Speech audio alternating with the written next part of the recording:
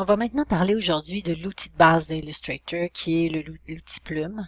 En fait, qui est l'outil qui est un petit peu plus difficile à maîtriser parce qu'il demande un petit peu plus d'habileté et il demande une compréhension aussi un petit peu plus grande dans la façon dont les tracés sont faits. Donc, l'exercice que vous allez avoir à faire, vous allez en avoir plusieurs pour vraiment arriver à développer l'habileté avec cet outil-là. Le premier exercice qui est l'exercice levier 1. Donc, quand vous allez ouvrir l'exercice, vous allez voir ici des indications qui vont être faites, mais pas cette semaine, la semaine prochaine, quand on va aller un petit peu plus loin dans la transformation des objets.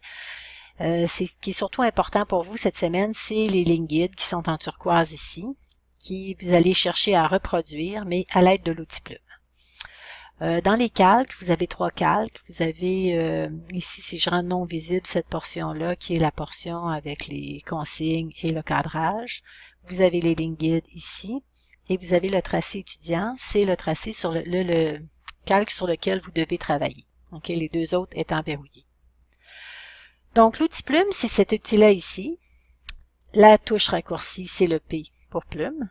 Donc, une fois que vous cliquez sur cet outil-là, vous allez voir tout au long de la démonstration, l'outil se présente, le curseur se présente comme une plume et à côté, il y a souvent un deuxième petit icône qui s'ajoute qui va donner des indications sur la façon dont l'outil est, dans quel mode est l'outil. Donc, présentement, avec un petit astérix, ça indique que l'outil Plume est en début de tracé.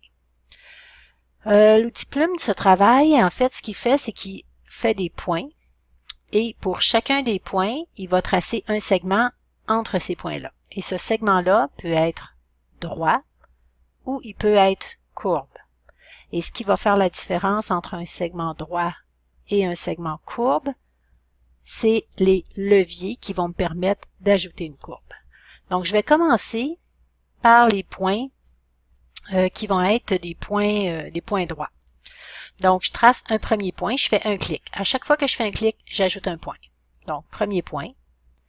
Je me déplace horizontalement jusqu'à ce que je vois que je suis au bon endroit par rapport à la ligne guide et je vais faire un deuxième point. Bon, présentement, je vois pas de ligne. C'est comme si c'était transparent.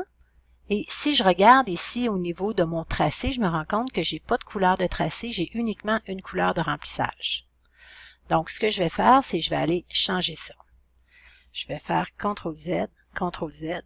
Je vais revenir ici. Je vais permuter couleur de remplissage et couleur contour. Je vais m'assurer que mon contour ici est d'une bonne grosseur. Donc, un point, c'est bon. Et je vais recommencer. Premier point. Deuxième point. Là, vous voyez déjà, à côté de mon curseur, j'ai un nouvel petit icône qui est comme un V à l'envers. Donc, ça m'indique que je suis dans un mode où je pourrais ajouter un levier, je suis dans un mode convertisseur. Moi, je ne veux pas ajouter de levier parce que je ne veux pas de ligne courbe, je veux des lignes droites uniquement, donc je vais poursuivre mon chemin. Ici, un autre point, un autre point, un autre point.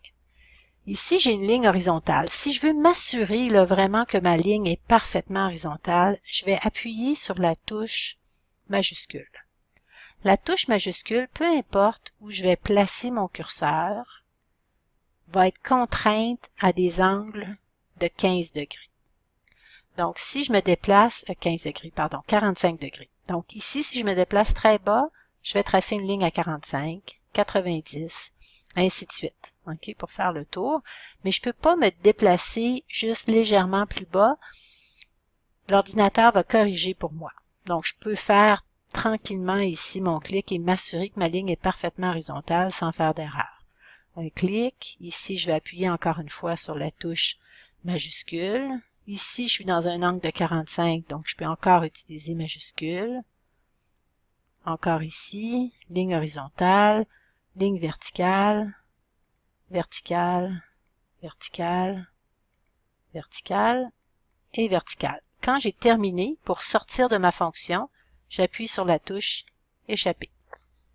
Et là, je peux aller voir ici dans mes calques, j'ai un tracé. Je vais effacer ce tracé-là, ici. Je vais recommencer. Mais cette fois-ci, je vais vous montrer un peu les difficultés qui peuvent se présenter à vous. Alors, si vous faites un premier tracé ici, et par inadvertance, vous sortez de votre fonction, donc mon tracé a été fait.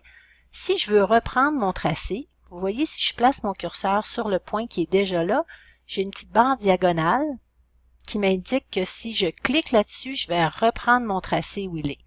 Si je clique pas là-dessus, je suis avec la petite icône qui est un astérix, et là, je recommence un nouveau tracé.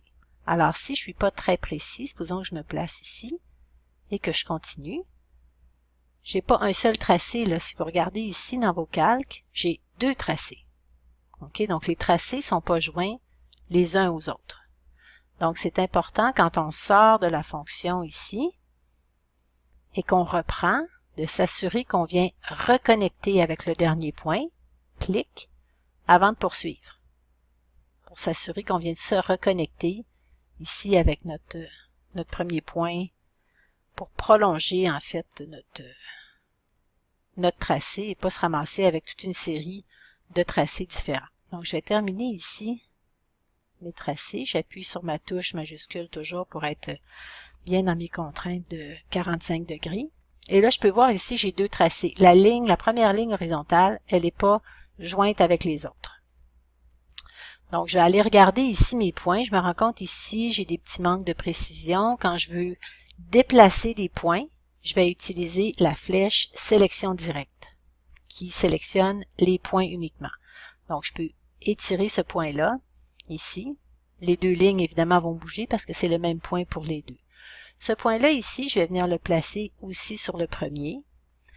Et je vais venir rejoindre ces deux points-là. Donc, ce que je veux, c'est que les deux points puissent se joindre ensemble. Ce que je pourrais faire, c'est supprimer cette ligne-là, donc la ligne horizontale. Et je pourrais retracer, reprendre mon tracé à partir d'ici, en m'assurant que j'ai bien la petite ligne diagonale à côté de mon curseur. Un clic. Et ensuite, je me viens jusqu'ici et je vais sortir de ma fonction avec échapper. Donc, j'ai maintenant un seul tracé. C'est ce que je veux avoir comme résultat.